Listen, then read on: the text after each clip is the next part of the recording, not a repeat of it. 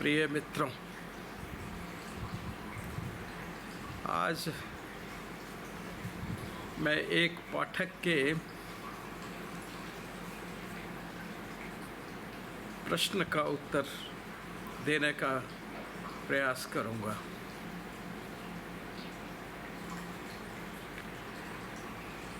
उन्होंने मुझे पूछा है कि डार्क एम्पाथ के बारे में मैं आप लोगों को बताऊं।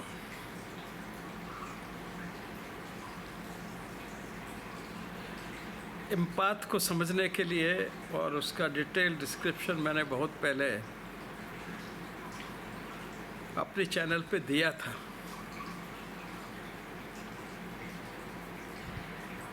और उसी के अंतर्गत एक बार फिर मैं कुछ उसकी बातें आपको दोहराऊंगा जिससे आपको एम्पाथ समझ में आ जाए। एम्पाथ वह व्यक्ति हैं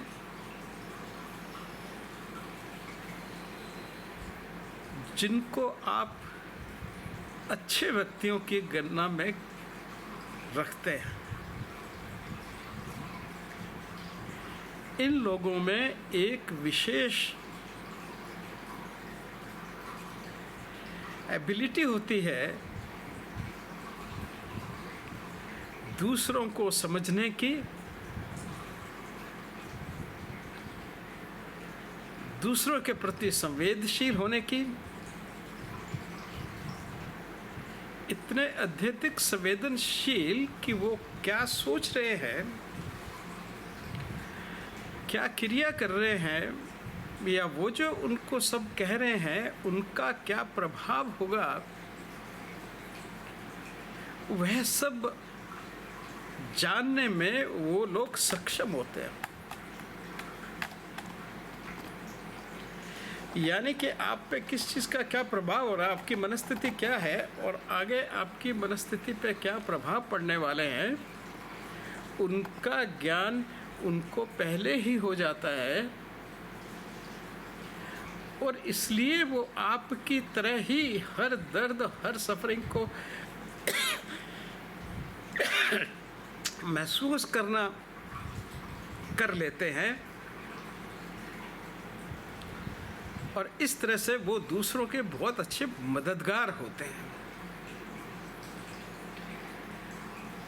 अब तीन तरह की मुख्य रूप से हमारे व्यवहार व्यक्ति के होते हैं। मानसिक स्तर पे हम मुख्य रूप से तीन व्यवहार रखते हैं।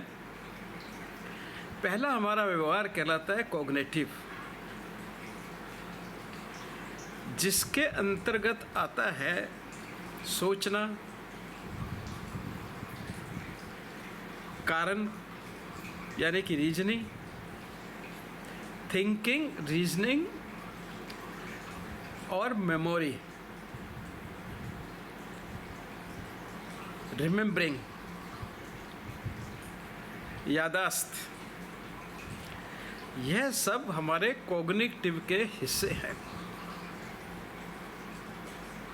तो उनका कॉग्निटिव सेंस भी काफ़ी डेवलप्ड होता है, इसलिए वो आसानी से पता चला सकते हैं कि आप क्या सोच रहे हैं और उसका प्रभाव क्या होगा, या आपने क्या कहा है, उसने क्या कहा है और उसका क्या प्रभाव होगा। वह उस बात की परिकल्पना करने में अत्यधिक सक्षम होते हैं। कहते हैं ना, वो एक नज़र में दूसरे को पढ़ लेते हैं। तो इन एम्पाथ लोगों में यह एक स्पेसिफिक क्वालिफिकेशन होती है। कॉग्निटिव एम्पैथी इसको कहा जाता है। दूसरा है इमोशनल एम्पैथी। इमोशनल एम्पैथी में आता है हमारी feelings. Emotions means peoples feeling. कोई बात, कोई घटना, कोई दुर्घटना या कुछ भी व्यवहार हमारा है, उसमें हम कैसा महसूस कर रहे हैं, मानसिक स्तर पे भी और शारीरिक स्तर पे भी। हम शारीरिक स्तर पे भी फील करते हैं चीज़ों को। आपके रोंगटे नहीं खड़े हो जाते हैं। तो मानसिक रूप से तो चीज़ों को समझते हैं ही, पर उनका शारीरिक रूप से भी उन चीज़ों का जो फीलिंग्स का संबंध है, उन सब की भी जानकारी उनको रहती है। वो उसको महसूस कर सकते हैं दूसरे व्यक्ति की भी। ये एक उनकी नेचुरल गिफ्ट है। तीसरा होता है कंपेशनेट, कंपेशन जिसको कहते हैं। कंपेशन की भावना में दूसरे के कष्ट को, दुख को, दर्द को, सफरिंग को महसूस करने की कैपेसिटी को होती है। थोड़ा बहुत तो हम सभी कर लेते हैं, हम सब में कंपेशन होता है,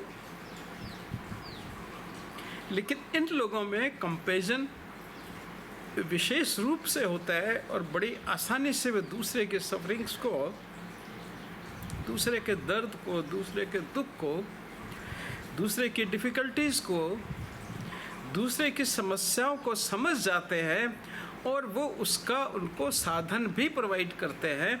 और बहुत बार उनके बिना कहे ही ये लोग वॉलंटियर करके उनके मदद कर देते हैं। वो अपना चाहे कुछ हो या न हो, दूसरों लोगों के लिए बहुत शुभ माने जाते हैं, बिकॉज वो बिना पूछे बिना कहे आपको आपका रास्ता बता देंगे कि आपको कहाँ जाना है। अब ये क्वालिटी तीनों, कॉग्निटिव, इमोशनल एंड कंपेशन की क्वालिटीज़ एक अच्छे इंसान ही नहीं, बहुत अच्छे इंसान की क्वालिटीज हैं।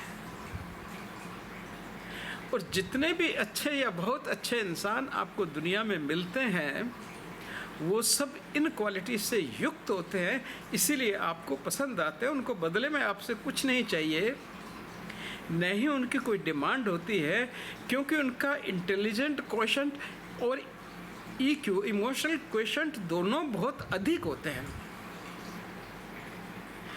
उनको हर चीज़ की वास्तविकता समझ में आती है, उसका शुरुआत और अंत नज़र आता है।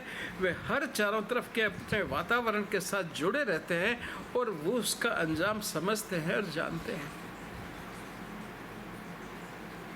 इसलिए वस्तुतः ये लोग कभी अभिमानी नहीं मिलेंगे, बहुत साधारण होंगे, बहुत कम शब्दों को बोलने वाले होंगे, चुपचाप रहने वाले होंगे, बस समय आने पर ये खूब बोलेंगे। जहाँ पे आपका भला होने वाला है, अच्छा होने वाला है, वहीं पे बोलेंगे। वो हर तरह से हर व्यवहार में दूसरों को खुश रखने में निपुण होते हैं और वो इस चीज़ को एंजॉय भी करते हैं, जो एक ट्रू एम्पैथ है। और वो हर परिस्थिति में अपना रास्ता भी बना लेता है अपने को खुश रखने के लिए। उसको खुशी होने का, खुशी का रहस्य भी मालूम है, इसलिए वो उससे भी अटैच्ड नहीं है, दुख से भी अटैच्ड नहीं है। वास्तविक में उसका व्यवहार एक बहुत अच्छे संत या महात्मा की तरह होता है, जो सिर्फ लोगों को फायदा ही पहुंचाता है। जो पसंद नहीं आता है उसको छोड़ देंगे, बात नहीं करेंगे उससे, लेकिन किसी का नुकसान करने में वो विश्वास नहीं करते हैं। ये हुए एम्पैथ। अब ऐसा व्यक्ति अगर भ्रष्ट हो जाए तो अब आप कल्पना करिए कि वो कितना भयंकर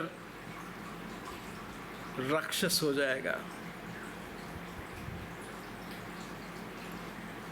क्योंकि उसके तीनों विशेष क्वालिटीज़ जो कॉग्निटिव और इमोशनल लेवल पे, EQ के लेवल पे भी, IQ के लेवल पे भी और कंपेशनेट के लेवल पे भी, कंपेशन में भी जो सुप्रीम पे है, वो अगर भ्रष्ट है तो फिर आप, वो फिर बहुत बड़ा निपुण पापी जिसे कह सकते हो आप होगा। वो मैक्सिमम दूसरों को नुकसान पहुंचाने में सक्षम होता है। लेकिन अक्सर ये भ्रष्ट होने वाले लोग किसी न किसी स्तर पे पूर्ण रूप से अपने वो खिले उससे पहले ही भ्रष्ट हो जाते हैं। तो इसलिए उनके सारे ये गुण उनके काम नहीं आते, लेकिन अधिकांश वो उपयोग कर सकते हैं।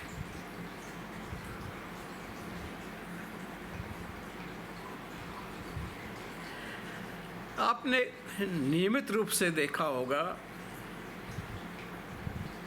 कि कुछ लोग ऐसे होते हैं, ये प्लानिंग तुरंत बना लेते हैं कि मैं उसके जाके कैसे इंट्रोड्यूस करूंगा, कैसे बात करूंगा, वो उसका क्या जवाब होगा, तब ये क्या प्रक्रिया करेगा, फिर वो क्या करेगा, सारी परिकल्पना एडवांस में करके और हर किसी व्यक्ति को फांसने में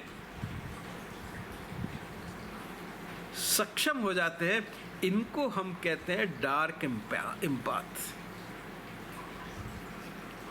प्योर एम्पाथ कभी भी किसी का नुकसान नहीं करेगा, वो नुकसान करने में विश्वास नहीं करता। वो तो ममता से, प्यार से भरा पड़ा है, दूसरों की मदद करने में उसको आनंद आता है और उसको पहले ही एडवांस में पता चल जाता है कि आपकी नीड क्या है, आपको क्या चाहिए, सो वो यथोचित चीज़ आपको प्रोवाइड कर देता है।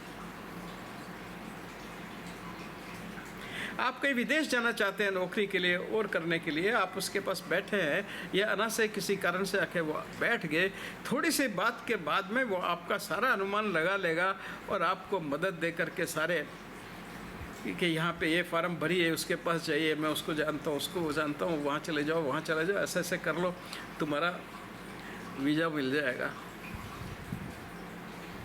वो बिना कहे आपकी मदद कर रहा है।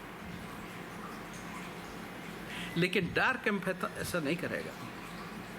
उसको तो समझ में आ गया कि भाई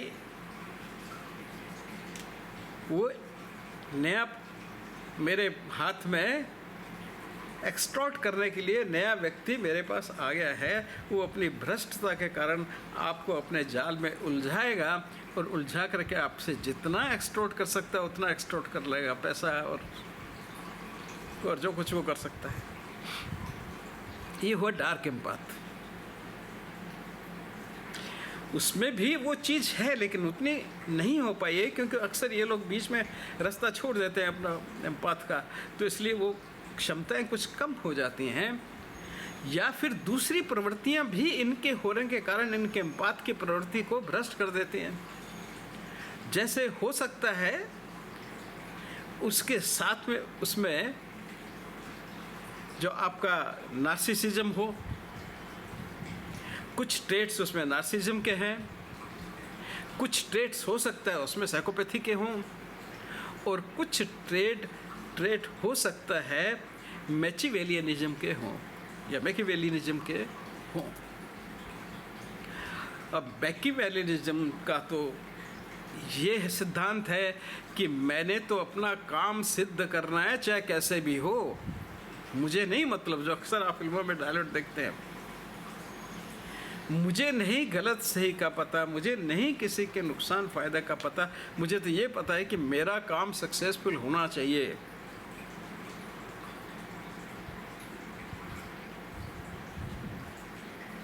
साम दंड भेद जिसको बोलते हैं, पैसे से, लाठी से, दंड से, किसी से भी भेद पता करके उसका भेद और किसी भी तरीके से मुझे अपना उससे काम करवाना है, और वो उसमें सक्षम है क्योंकि उसको पता चलता है उसके मूव्स का, इमोशंस का, फीलिंग्स को महसूस कर सकता है, दोनों लेवल पे, emotional as well physical level पे भी कर सकता है, तो उसको तो बहुत आसानी होती है। तो ये आपके हो गए डार्क एम्पाथ, यानी कि वो अपनी कैपेबिलिटी का दुरुपयोग कर रहे हैं। जो सदुपयोग कर रहे हैं वो तो एम्पाथ है, लेकिन जो इस कैपेसिटी का दुरुपयोग कर रहे हैं उनको हम कहते हैं डार्क एम्पाथ। अब आपको मैंने पहले बताया था कि एक डार्क ट्रायड भी होता है, जिसके अंदर नार्सिसिज्म, साइकोपैथी और मैकियावेलिनिज्म का कॉम्बिनेशन होता है। और वहाँ उसका ऑब्जेक्टिव जैसे मैंने बताया एक ही होता है, अपना फ़ायदा। That man is created only to benefit himself. वो किसी की सोच नहीं सकता, किसी दूसरे आदमी के फायदे को वो सहन नहीं कर सकता। उसको हर हालत में हर फायदा अपने तक ले जाना है, परिस्थिति चाहे कुछ भी हो। झूठ सच किसी चीज़ का उसको कोई मतलब नहीं है। तो इसलिए उसको कहते हैं हम डार्क ट्राइड। ट्राइड क्या है? तीन सिचुएशन से है, साइकोपैथिक है, नार्सिसिस्ट है और साथ में मैचिवेलिनिस्ट है। सो इन तीन कंडीशन के कारण एक साथ उनको डार्क ट्राइड बोला जाता है। यह जो डार्क एम्पैथ है, इसको अभी तक एंटी सोशल पर्सनैलिटीज़ में एंट्री नहीं मिली है। अभी ये क्रिएटिव और समझने की परिस्थिति में है, लोग इसको पूरी तरह से समझ नहीं पा रहे हैं, बहुत केसेस का अभी अभाव है। इसलिए जो DSM है, DSM-5, diagnostic and statistical classification of mental disorders, DSM-5, उसमें इसको स्थान नहीं मिला है अभी। यानी अभी इसको एज ए मेंटल डिसऑर्डर की कैटेगरी में नहीं डाला गया है। अभी ये रिपोर्टिंग एंड डिस्कशन और लोगों के बीच में है कि डार्क एम्पैथ एग्जिस्ट करता है। यस, कोई मुझे पूछेगा तो मैं कहूँगा कि हाँ ज़रूर करता है, क्योंकि मैंने कई डार्क एम्पैथ देखे हैं।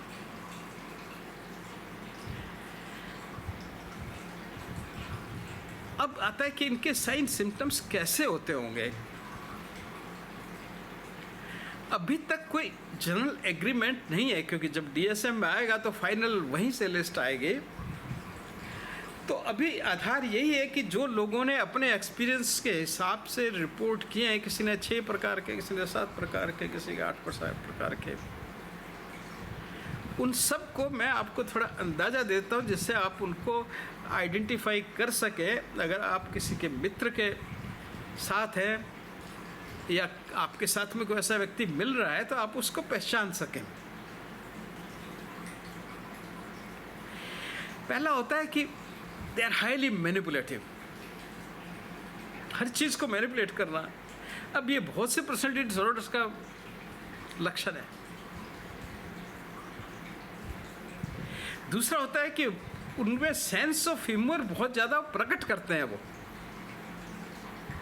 होता नहीं, प्रकट करते हैं, पर ये सेंस ऑफ ह्यूमर जो है हमेशा मैलिशियस होगा, इंसल्टिंग होगा दूसरे व्यक्ति को, और रिपीटेडली होगा। एक बार हो गया तो ठीक है, कोई बात नहीं है। कोई आपने ऐसा सेंस ऑफ ह्यूमर बना लिया कि जिससे उसको तकलीफ हुई। कुछ लोगों को तो बिना मतलब कि सेंस ऑफ ह्यूमर से तकलीफ होती है। अक्सर के बहुत से ज़्यादा लोग इस तरह से मिलते हैं क्योंकि उनको सेंस ऑफ ह्यूमर समझ नहीं आता। पर यहाँ ये व्यक्ति इंटेंशनली सेंस ऑफ ह्यूमर का मिसयूज करता है, उसको इंसल्ट करने के लिए, तकलीफ देने के लिए, विद मैलिशियस इंटेंशन। इसलिए ये निंदनीय हो जाता है। वो ज़्यादातर सेल्फ क्रिटिकल होते हैं, अपनी ही बुराई वो बहुत ज़्यादा करते रहेंगे आपके सामने। जब भी आएंगे वो अपनी बुराई करेंगे। तीसरा, चौथा, उसी वक्त सेल्फ क्रिटिसिज्म साथ में वो दूसरों के क्रिटिसिज्म करने में भी उतना ही माहिर होते हैं। उनको कोई आदमी पसंद आता ही नहीं, वो उतना ही क्रिटिसिज्म दूसरे व्यक्तियों का भी करते हैं, जिसे चुगलखोर कहते हैं। तो बहुत बड़े शातिर चुगलखोर भी होते हैं। उनको एक्सप्लॉयटेशन करने में बहुत ज़्यादा विश्वास होता है। फ़ायदा उठाओ। कोई कहेंगे ना तो आएंगे पर यार कोई ऐसी अच्छी दुकान कहाँ है वो जिसमें सबसे सस्ता मिलता। अरे सस्ता दुनिया में कुछ नहीं मिलता भाई, हर आदमी दुकान लगा के बैठा है कमाने के लिए, वो आपको देने के लिए नहीं बैठा है। कोई इन्फ्लुएंस, कोई ताकत किसी भी आदमी को अपना सामान कम कीमत में बेचने के लिए मजबूर नहीं कर सकती। वो करता ही नहीं, क्योंकि उस बैठा ही बेचारा दुकान लगा के इस पर्पज के लिए है। पर ये आदमी हमेशा तलाश में है। तो दोस्त लोग क्या करते हैं, हालांकि उसका नुकसान फ़ायदा कभी नहीं होता। वो 5,000 की चीज़ बताएंगे और जो चीज़ वास्तव में होगी 1,000 रुपये की, 1200 में उसको चेप देंगे। उनको पता है स्वभाव का। और ये बहुत खुश है 5,000 की 1200 में लेके आया, अरे दूसरे तो 1,000 में ले जा रहे हैं रोज़। तो एक्सप्लॉयटेशन जो है ये उनका बड़ा हमेशा ऑब्जेक्टिव रहता है कि मैं और फिर वो उसमें प्राइड भी लेंगे, दूसरों को बताएंगे देखो मैं सबसे सस्ता जूता लेके आया, मैं सबसे सस्ता बेल्ट लेके आया, मैंने तो दुकानदार को लूट लिया, मैंने तो फलां डीसी से फ़ोन करवा दिया, एसपी से फ़ोन करवा दिया, उससे फ़ोन करवा दिया, मेरे को तो उसने बिल्कुल इस दवा में ये दे दिया भाई।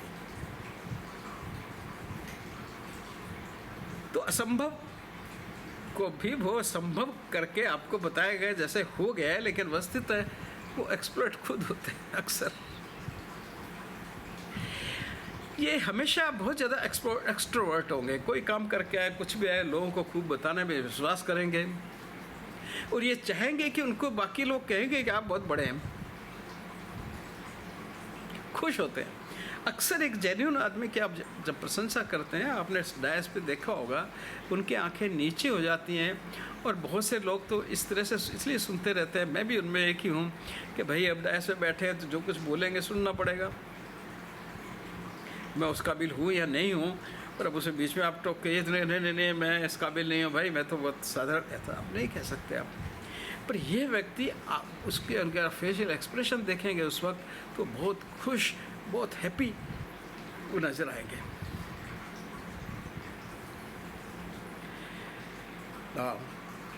ये दूसरों की फीलिंग्स की केयर जानते हुए भी नहीं करते, क्योंकि परसेप्शन में बहुत ज़्यादा है, परसेप्टिव तो बहुत ज़्यादा है ये, दूसरों की फीलिंग्स के लिए इनको तुरंत पता चलता है, लेकिन उसके लिए वो कंसर्न नहीं करते और उसकी कोई केयर नहीं करते।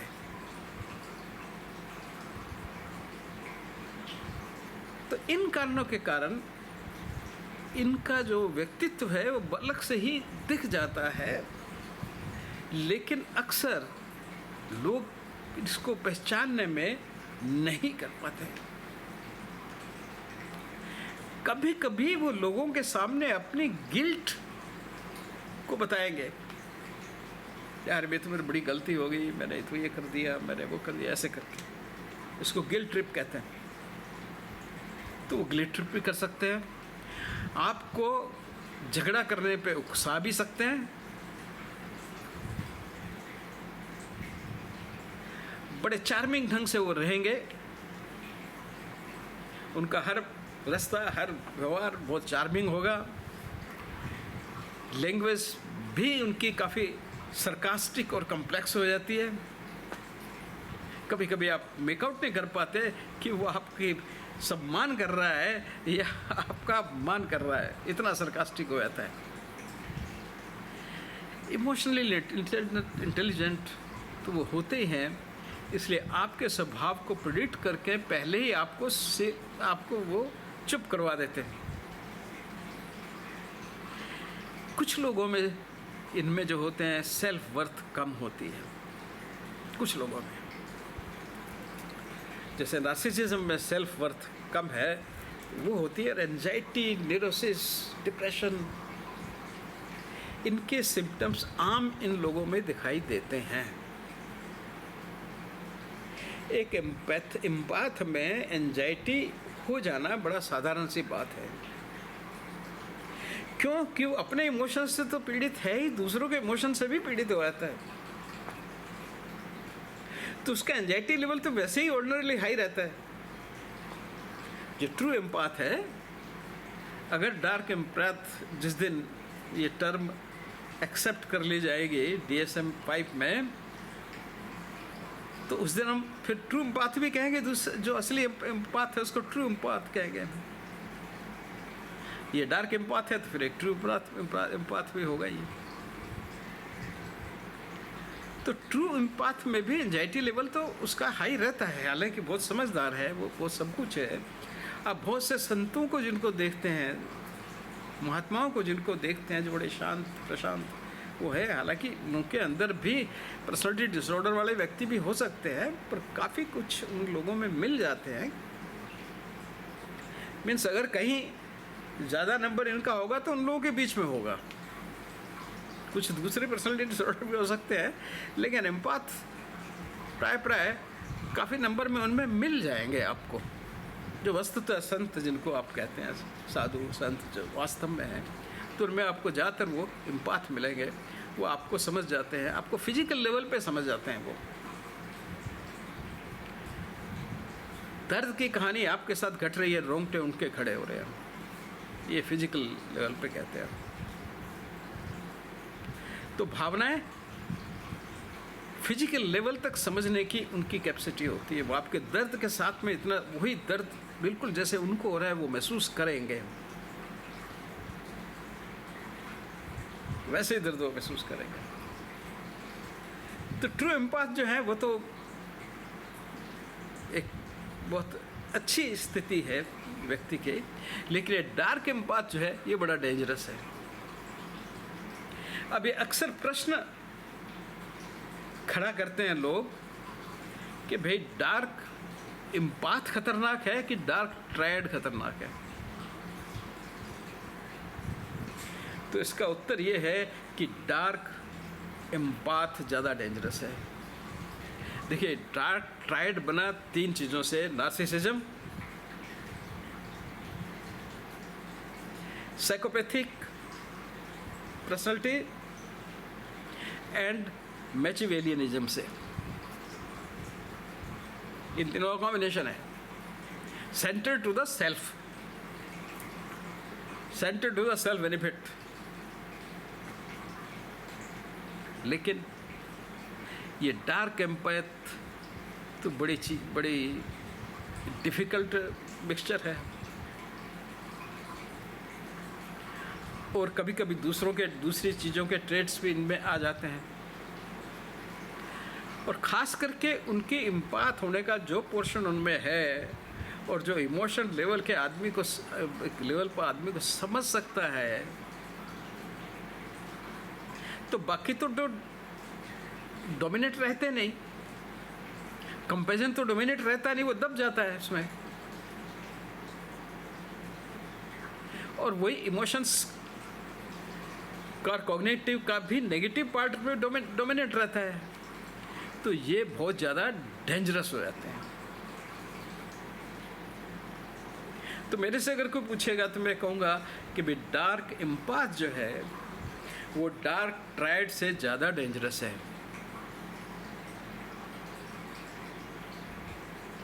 क्योंकि डार्क ट्रायड जो है वो एम्पैथी, कंपैशनेट और कॉग्निटिव चीज़ों का जो उसको एहसास होता है एडवांस में, वह डार्क ट्रायड में बिल्कुल नहीं होता। लेकिन डार्क एम्पाथ में वो चीज़ें होने के कारण वो उससे ज़्यादा डेंजरस सिद्ध होता है समाज में लोगों के लिए। तो इस तरह से डार्क ट्रायड का बहुत ही ज़्यादा मेरे हिसाब से ये बहुत ही विकट परिस्थिति है लोगों के लिए, उनके आसपास रहने के लिए, और ख़ास करके जब ये थोड़ा माइल्ड डिग्री में हो, क्योंकि वो दोनों बातों को समझ करके और वो बड़ा राइट डिसीजन लेगा आपको हार्म करने का, जिसका कि आपको पता भी नहीं चलेगा और आप समाप्त भी हो जाएंगे और वो पकड़ा भी नहीं जाएगा।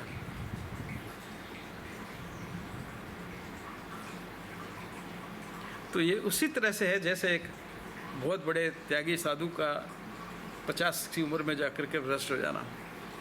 उसने ज्ञान भी प्राप्त कर ली, विद्या भी प्राप्त कर ली, सब कुछ समझ भी लिया, पर वो भ्रष्ट हो गया। तो ये उसी तरह से इसके दूसरा डिफरेंस जो है वो ये है नार्सिसिज्म में और इसमें, क्योंकि अक्सर सवाल पूछते हैं साहब इसको नार्सिसिस्ट कैटेगरी में क्यों नहीं रख दें। तो नहीं, नार्सिसिस्ट देखा वो सप्लाई के पीछे भाग रहा होता है, या अपने फिजिकल प्लेजर, अगर सोमेटिक है, सोमेटिक पार्ट थोड़ा बहुत सभी में होता ही है, तो सोमेटिक पार्ट को सेटिस्फाई करने के लिए वो सेक्सुअल मल्टीपल पार्टनर और ये सब बातें जो है, धोखा, विश्वास, धोखाधड़ी, हस्बैंड को धोखा, वाइफ को धोखा, जो भी जैसा उसका वो है, वो सब उसमें है, वो सब इसमें नहीं है। हाँ, अगर नार्सिसिज्म का कुछ पोर्शन इसमें है, कुछ ट्रेट्स हैं तो हो सकता है, लेकिन प्रीडोमिनेंटली इसका बिहेवियर उस तरह का नहीं होगा, तो कुछ सीमा तक हो सकता है।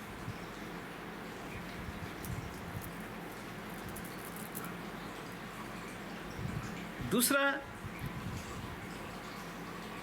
हायर इमोशनल इंटेलिजेंस सेंटर जो है वो इसके इंटैक्ट है, तो चीज़ों को समझने की बहुत अच्छी ताकत है इसकी। हायर इमोशनल, उसके बड़े इमोशंस बड़े डेवलप हुए हैं, जबकि नार्सिसिस्ट में वो बिल्कुल डेफिशिएंट होते हैं, उसमें तो प्यार ममता कुछ होता ही नहीं, वो समझता नहीं, वो तो उसकी सबसे बड़ी प्रॉब्लम है कि उसको प्यार ममता का सेंटर ही नहीं है, इसको समझ में नहीं आता है क्या है, बल्कि ये रिलेशनशिप बना ही रखता है लोगों से, और अक्सर रिलेशनशिप बना के फिर धोखा देगा। देखा होगा कि लोग 15-20 साल तक अपने रिलेशन बना, तो बाद में ऐसा काटते हैं अगले को कि पता ही नहीं चलता। तो डार्क एम्पैथ हैं, बड़े अच्छे थे, आपकी मदद भी कर सब कर रहे थे, और फाइनली ऐसा कर रहा कि आपकी जड़ क्या, जड़ के नीचे एक उसका छोटा टुकड़ा भी नहीं छोड़ा, क्योंकि इतनी देर से उन्होंने सब आपको समझ लिया था, सब कर लिया था, करके आपको उखाड़ के फेंक दिया। तो वो डार्क एम्पैथ हुए। तो इस तरह से ये करैक्टर है इनका, डार्क एम्पैथ का। कुछ लोग कहते हैं कि हर आदमी को अपने आप को चेक करना चाहिए कि मैं डार्क एम्पैथ हूं कि नहीं। क्योंकि एम्पैथ होना तो अच्छी बात है, तो आप हैं कि नहीं, तो एक सवाल उन्होंने बना रखे हैं। तो वो कहता है भी क्या, पहले तो आप अपने आप को ऑब्जर्व करो कि आप कितनी सीमा तक दूसरे लोगों को पढ़ सकते हैं। आप नहीं पढ़ पाते तो आप सेफ हैं भाई, तो बात जब बात ही नहीं है तो डार कहाँ से हो गया। आपको दूसरों को समझने के बाद कितनी इच्छा होती है कि मैं इसको एक्सप्लोर कर लूँ, है ना, तो आपको पता चल जाएगा। बहुत से लोग मैंने देखा है, मैंने ऑब्जर्व किए हैं अपने कैरियर में कि वो वुमेन को वुमेनाइजर जिनको कहते हैं, तो एक्चुअली वो डार्क एम्पैथ की कैटेगरी में होते हैं बहुत सारे। उनमें they know how a women will make a move on a particular action. क्या उसको खुश करने वाला है, ये उनको एडवांस में पता चलता है, इसलिए वो सक्सेसफुल हो जाते हैं उसमें। तो वो अपनी दुरुपयोग करते हैं उस कैपेसिटी का।